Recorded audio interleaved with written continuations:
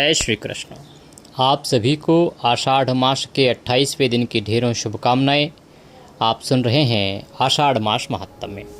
प्रिय भक्तों, अब आषाढ़ मास समाप्ति की ओर है और श्रवण मास आरंभ होने वाला है। आषाढ़ मास के अंतिम 3 दिवस रह गए हैं। आषाढ़ी पूर्णिमा आ रही है, जिसे गुरु पूर्णिमा भी कहते हैं। यह मनवादी तिथि है, बड़ी पुण्य देने वाली तिथि है, बड़ा पुण्य देने वाला दिन है। इसका लाभ आपको खूब लेना ही चाहिए। 3 दिन के इस महात्म्य में अभी जो वर्णन आएगा, इक्ष्वाकु वंश के राजाओं का वृतांत आज आप श्रवण करेंगे। उसके बाद कल त्रिपुर वध का प्रसंग आरंभ हो जाएगा, जिसमें भगवान शंकर दैत्य त्रिपुरासुर का वध करते हैं, जिसके कारण से आप जहाँ भी उनका नाम देखेंगे तो उनको त्रिपुर शत्रु कह के पुकारा जाता है। तो वह त्रिपुरासुर कौन है, कैसे उनका वध होता है, किस प्रकार से देवताओं द्वारा भगवान शंकर की स्तुति की जाती है, यह वृतांत आप आगे 2 दिनों में और सुनेंगे। 2 बड़े प्रसंग हैं और इसके साथ ही हमारा ये जो कल्याणकारी पुराण है ये पूर्ण होगा। पूर्ण आहुति जो है वो पूर्णिमा के दिन ही होगी और प्रतिपदा से हम श्रवण मास महात्म्य परम कल्याणकारी श्री शिव महापुराण का श्रवण आरंभ करेंगे। मैं बहुत समय से बताता आ रहा हूँ कि शिव महापुराण सावन के महीने में प्रत्येक मनुष्य को सुनना चाहिए। आप सावन में कुछ नहीं कर पाते हैं तो केवल उसके सुनने मात्र से आपका कल्याण हो जाएगा। और फिर ये तो चातुर्मास चल रहा है ना, चातुर्मास में तो प्रतिदिन वैसे भी आपको पुराण सुनने चाहिए। पुराण सुनने का नियम ही आपका उद्धार कर देगा। तो आइए अब प्रभु का ध्यान करते हुए आज की कथा को आरंभ करते हैं। आपसे निवेदन है कि ये आषाढ़ मास महात्म्य का वीडियो है तो कृपया एक बार लाइक अवश्य कर दीजिएगा। परमेश्वर वासुदेव कृष्ण की कृपा प्राप्त करने के लिए कमेंट बॉक्स में अवश्य लिखिएगा जय श्री हरि या ओम नमो भगवते वासुदेवाय। चैनल पर नए हैं और सभी व्रत त्योहारों की सही शास्त्रीय जानकारी पाते रहना चाहते हैं तो कृपया चैनल को सब्सक्राइब कीजिए और बेल आइकन को प्रेस कीजिए। जब आप सब्सक्राइब का बटन दबाएंगे तो वहाँ एक घंटी का निशान बना हुआ आएगा, उसको अवश्य दबाइएगा, तभी आपको हमारे सारे वीडियो प्राप्त होंगे। प्रिय भक्तों, अब एक नई पहल हम आरंभ करने जा रहे हैं। श्रवण मास की शुरुआत के साथ ही हमारे जितने भी दर्शकगण हैं, भगवान के जो भक्त हैं, जो हमारे साथ जुड़े हुए हैं, हम चाहते हैं कि उनका जब जन्मोत्सव हो, जिस दिन जन्मदिन हो, तो हमारा पूरा जो समुदाय है, देवभूमि ज्योतिष संस्थान में जुड़े हुए जितने भी लोग हैं, सबकी ओर से उनको जन्मदिन की शुभकामना संदेश जाएं। हमारी ओर से भी हम उस दिन पर आपके लिए भगवान से प्रार्थना करेंगे। खूब भगवान की ओर से आशीष आपको प्राप्त होगा। आप चाहते हैं कि आपका जन्मदिन हमारे चैनल के माध्यम से आपको शुभकामनाएं भेजी जाएं, तो हम प्रतिदिन की कथा के अंत में उस दिन जिन जिन दर्शकों के जन्म हुए होंगे, जिनकी जानकारी हमारे पास आई हुई होगी, हम उनकी घोषणा करेंगे कि आज इन इन भक्तगणों के जन्म दिवस हैं। तो सभी आपको उस दिन शुभकामनाएं देंगे, हम भी अपनी तरफ से शुभकामनाएं देंगे। आप चाहते हैं कि आपके जन्म दिवस पर आपको शुभकामनाएं हमारे यहाँ से भेजी जाएं, तो वीडियो के अंत में एक नंबर आएगा हमारा 900 से, उस पर व्हाट्सएप के माध्यम से अपना जन्म दिवस अवश्य बताइएगा कि किस महीने में किस तारीख को आपका जन्म है। तो उस महीने की उस तारीख पर, उस दिन पर आपको शुभकामनाएं भेजी जाएंगी पूरी टीम की तरफ से, सभी दर्शकों की तरफ से, और वो हमारे वीडियो में भी दिखाई देगा। जो व्हाट्सएप पर ना जुड़े हों वो कमेंट के माध्यम से भी अपना जन्म दिवस हमें दर्ज करा सकते हैं, रिकॉर्ड करा सकते हैं, लिख के कमेंट बॉक्स में अपनी जन्म तिथि। तो उसके अनुसार भी हम अपने रिकॉर्ड में उसको सेव करेंगे और उस दिन के आने पर आपको शुभकामना संदेश और भगवान से आपके निमित्त प्रार्थना की जाएगी। आइए अब हम भगवान का ध्यान करते हुए आज की कथा को आरंभ करते हैं। शांतकारं भुजगशयनं पद्मनाभं सुरेशं विश्वधारं गगनसदृशं मेघवर्णं शुभांगं लक्ष्मीकान्तं कमलनयनं योगिर्बिन्दनगम्यं वन्दे विष्णुं भवभयहरं सर्वलोकिकनाथं। बोले विष्णु भगवान की जय। गुरुर्ब्रह्मा गुरुर्विष्णु गुरुर्देव महेश्वरः गुरुर्साक्षात् परब्रह्म तस्मै श्री गुरुवे नमः। बोलिए परम पूज्य गुरुदेव महाराज की जय। या देवी सर्वभूतेषु मां सरस्वती रूपेण संस्थिता नमस्तस्यै नमस्तस्यै नमस्तस्यै नमो नमः। बोलिए सरस्वती महारानी की जय। बोलिए प्रथम पूज्य गणेश जी महाराज की जय। बोलिए आषाढ़ मास महात्म्य की जय। आप सभी दर्शकों को, आप सभी श्रोतागण को मेरा नमस्कार। आइए आज की कथा आरंभ करते हैं। सूत जी महाराज कहते हैं कि हे द्विजों, त्रिधनवा ने देव तंडी की कृपा से प्रयत्नपूर्वक 1000 अश्वमेध यज्ञों का फल प्राप्त करके सभी देवताओं से नमस्कृत होकर महान गणाधिप पद प्राप्त कर लिया। उन त्रिधनवा के पुत्र विद्वान राजा त्रयारुण थे। उन त्रयारुण का सत्यव्रत नामक महाबली पुत्र था। उसने अमित तेज वाले विदर्भ देश के राजा को मारकर पानी ग्रहण करके मंत्रों के पूर्ण होने से पहले ही उसकी पत्नी का हरण कर लिया। तब राजा त्रयारुण ने उस अधर्म से युक्त अपने पुत्र का त्याग कर दिया।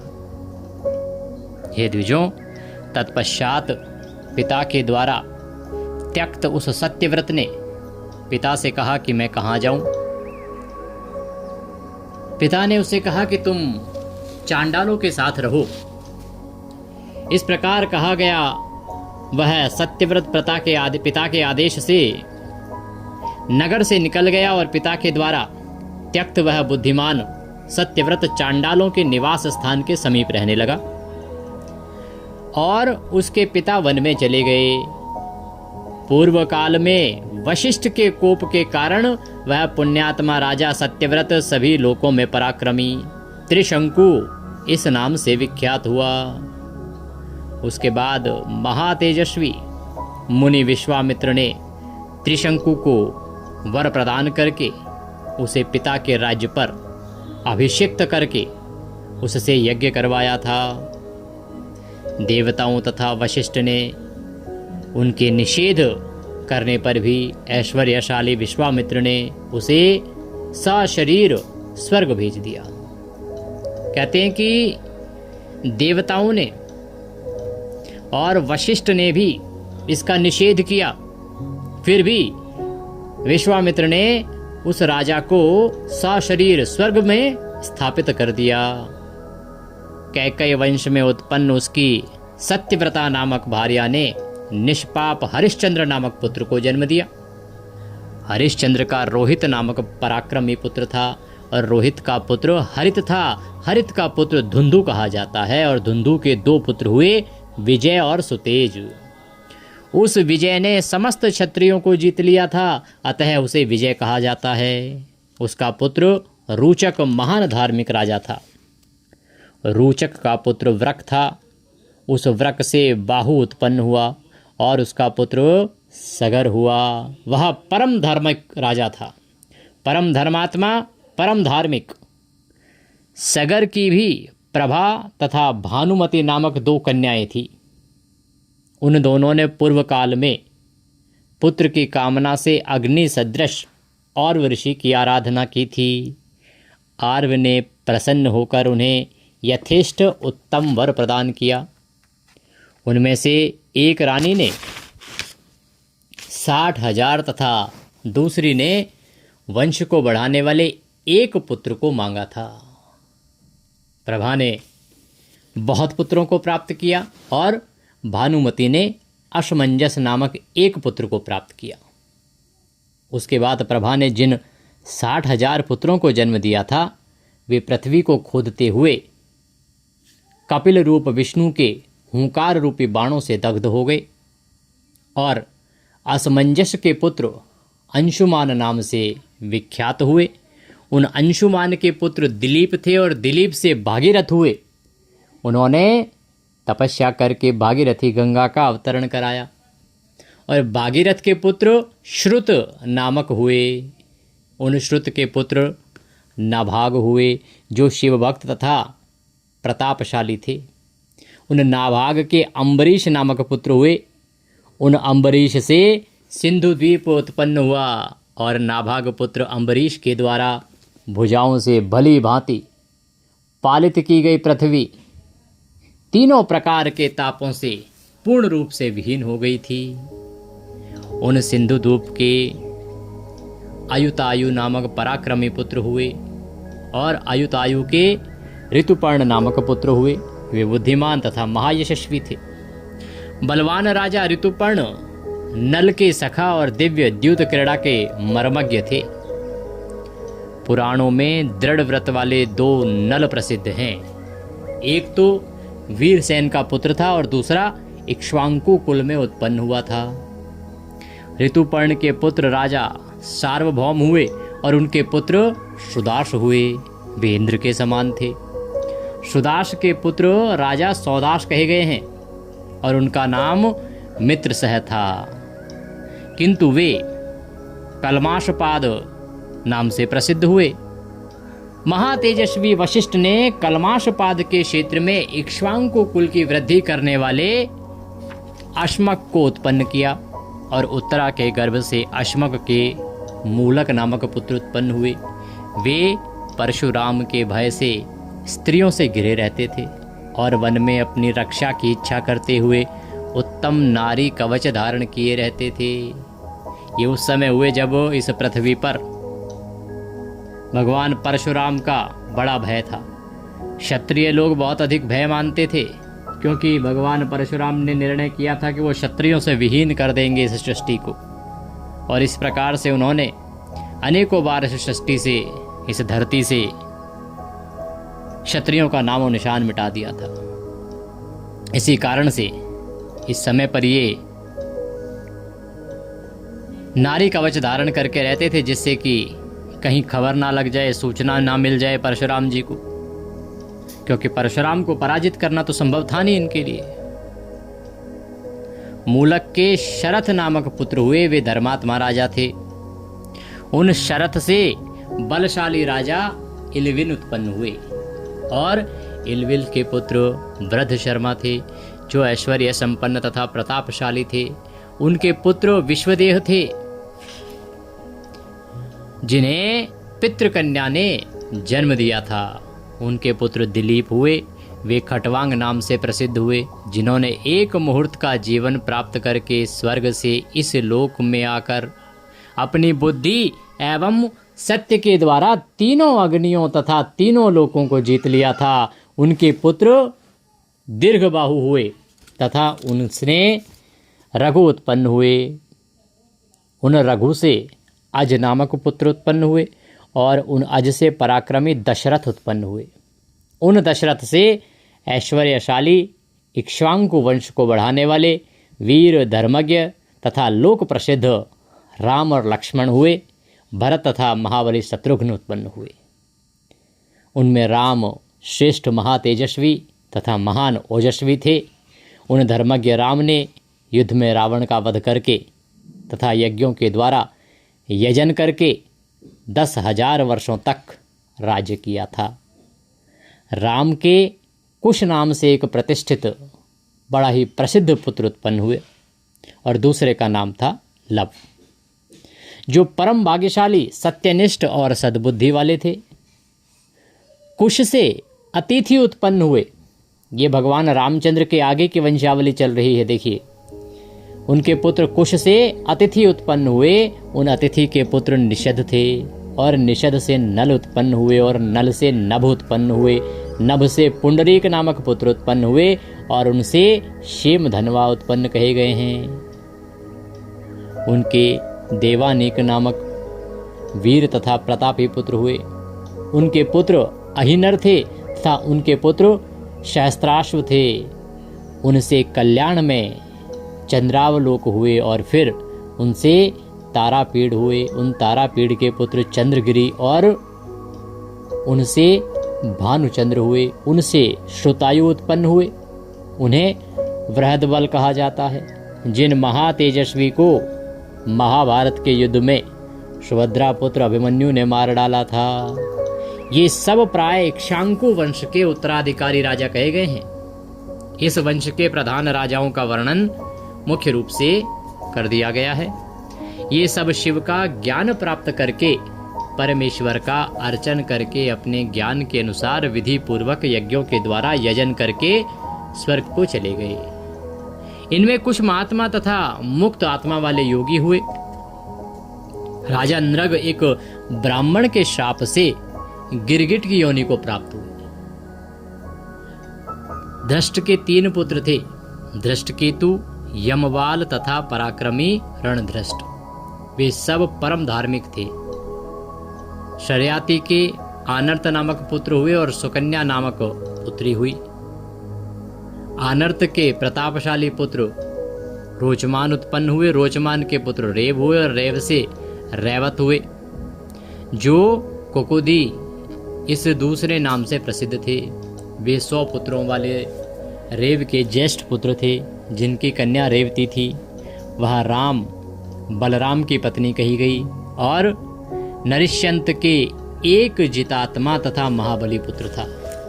नाभाग से अम्बरीश हुए। वे विष्णु के भक्त एवं प्रतापशाली राजा थे। इनके विषय में आपने अभी पिछले दिनों ही वर्णन श्रवण किया था।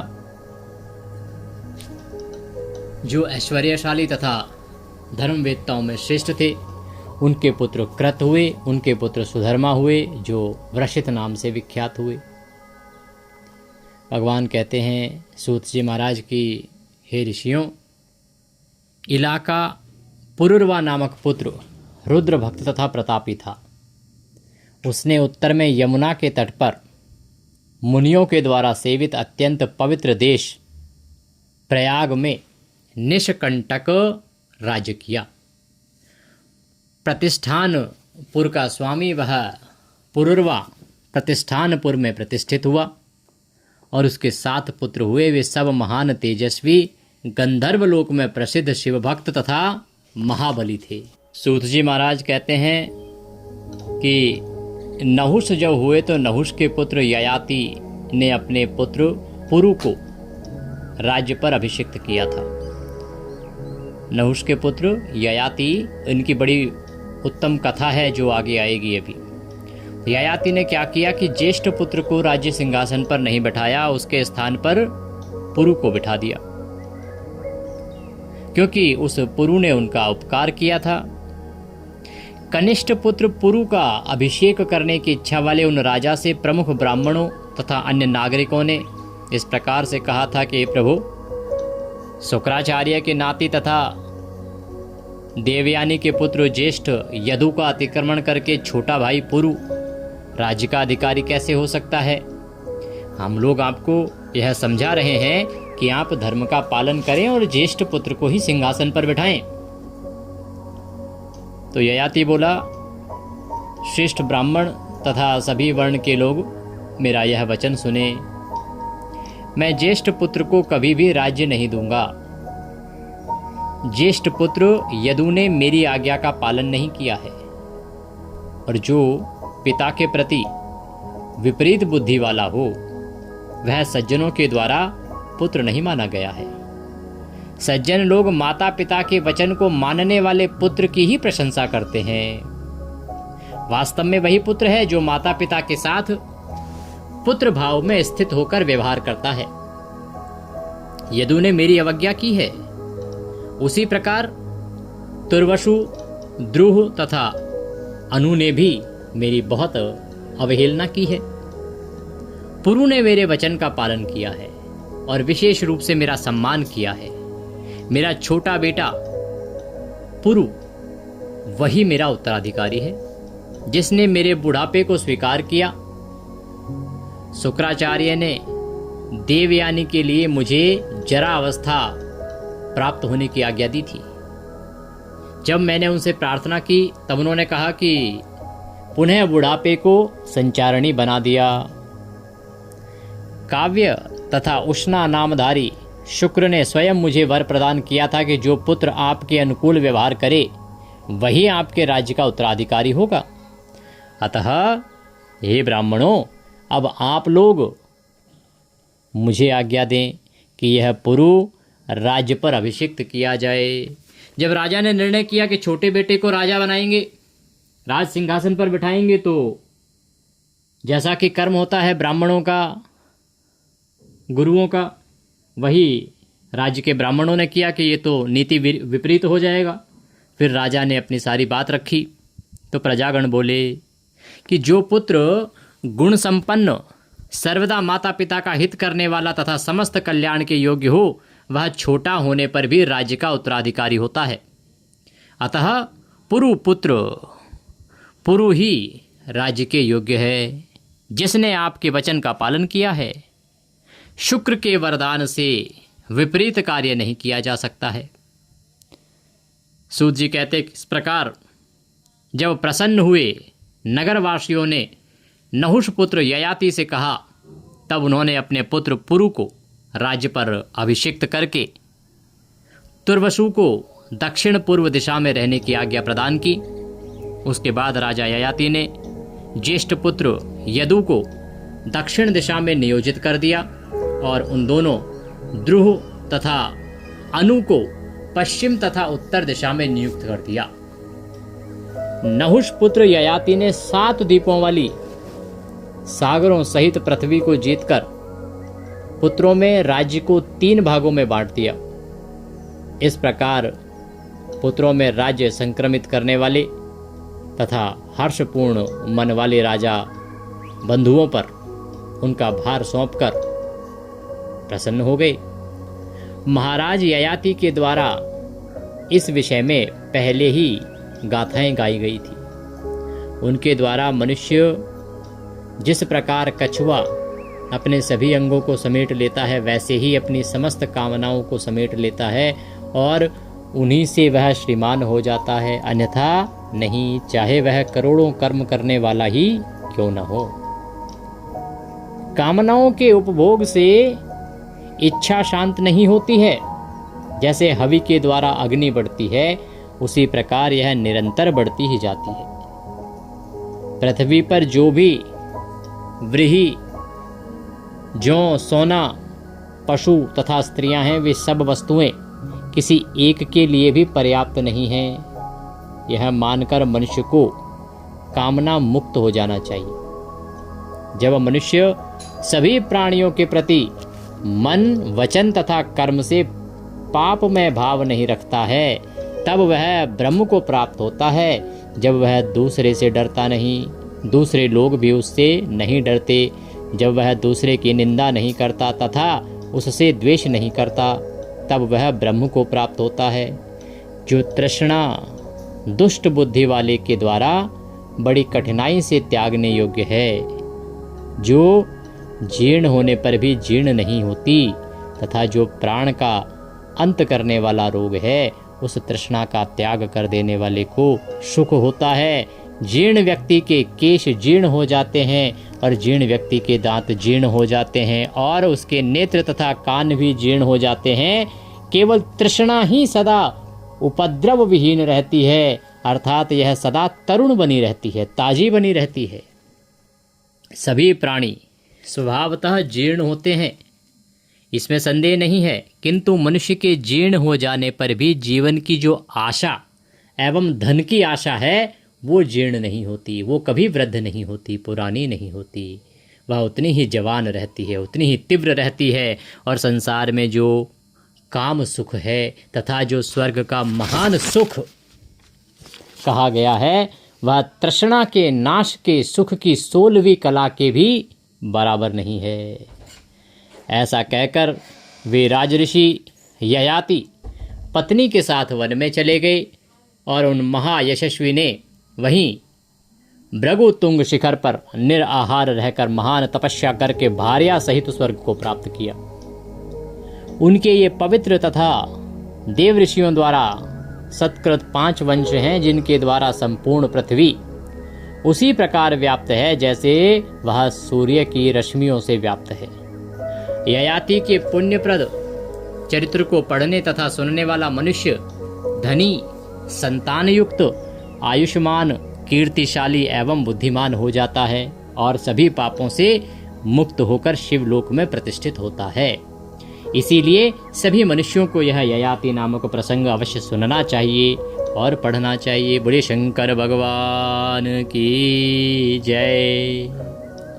इस प्रकार से यह ययाति नामक प्रसंग यहाँ पूर्ण होता है। कल हम इससे आगे का प्रसंग सुनेंगे जो बड़ा ही उत्तम है, क्योंकि अब भगवान शंकर का सबसे बड़ा युद्ध होने वाला है, जिसके लिए उनका नाम ही पड़ गया। आप सभी जानते हैं त्रिपुर शत्रु कहा जाता है भगवान शंकर को। क्यों कहा जाता है? कैसे भगवान त्रिपुरासुर का वध करते हैं? कौन है ये त्रिपुरासुर? आप में से बहुत से श्रोतागण जानते होंगे इसके विषय में। जो नहीं जानते हैं वो आने वाले 2 दिनों का महात्म्य सुन के जान जाएंगे। तो कल अवश्य जुड़िएगा हमारे साथ कल की कथा के लिए और उसके बाद अंतिम दिन की कथा के लिए। आज की कथा के निमित्त यदि दक्षिणा आदि कुछ भी भेजना चाहते हैं तो आपकी स्क्रीन पर एक QR कोड आ रहा होगा, उसको स्कैन करके उस पर भेज सकते हैं। और व्हाट्सएप पर यदि आप अभी तक हमारे साथ नहीं जुड़े हैं तो जुड़ जाइए, क्योंकि व्हाट्सएप पर जुड़ने से आपको सभी जानकारियां सीधे मोबाइल पर आती रहेंगी। साथ ही हम वहां पर आपको अनेकों रिमाइंडर देते हैं कि इस दिन तुलसी पत्र नहीं तोड़ने, इस दिन बाल नहीं धोने, ये कार्य 2 दिन बाद नहीं होंगे, आज कर लीजिए। ऐसे अनेकों काम के रिमाइंडर होते हैं जो आपके लिए लाभप्रद होते हैं। ये सुविधा निःशुल्क है। अगर व्हाट्सएप पे जुड़ना चाहते हैं तो स्क्रीन पर नंबर आ रहा होगा 900 से, उस पर व्हाट्सएप मैसेज कीजिए कि आप सभी तिथि त्यौहार की जानकारी पाना चाहते हैं, तो हम आपको अपने साथ व्हाट्सएप पर ऐड करेंगे और फिर सब जानकारी सीधे मोबाइल पर आपको आने आरंभ हो जाएगी। भगवान शंकर आप सबका कल्याण करें। आने वाले श्रावण से संबंधित बहुत ही महत्वपूर्ण वीडियो मैंने अपलोड किया है, उसका लाभ लीजिए। चातुर्मास आरंभ हो गया है। चातुर्मास के सरल नियम क्या हैं जो सभी मनुष्य धारण कर सकते हैं, इसके विषय में एक वीडियो मैंने पुराणों से मैं लेके आया हूं और आपके लिए अपलोड किया है, उसका भी लाभ लीजिएगा। सावन के सोमवार के व्रत कैसे करने चाहिए, इसका वीडियो भी चैनल पर अब आ गया है, उसका भी लाभ लीजिए। और अब श्रावण मास की तैयारी में जुट जाइए। आषाढ़ मास का महात्म्य पूर्ण होने जा रहा है। इसकी पूर्ति कैसे करनी है, इसका वृतांत कल की कथा में हम वर्णन करेंगे कि अंतिम पूर्णिमा पर, जो अंतिम दिन होता है, उस पर आपको क्या करना है, कैसे इसकी पूर्णाहुति करनी है। भगवान सब पर कृपा करें। हरे कृष्ण।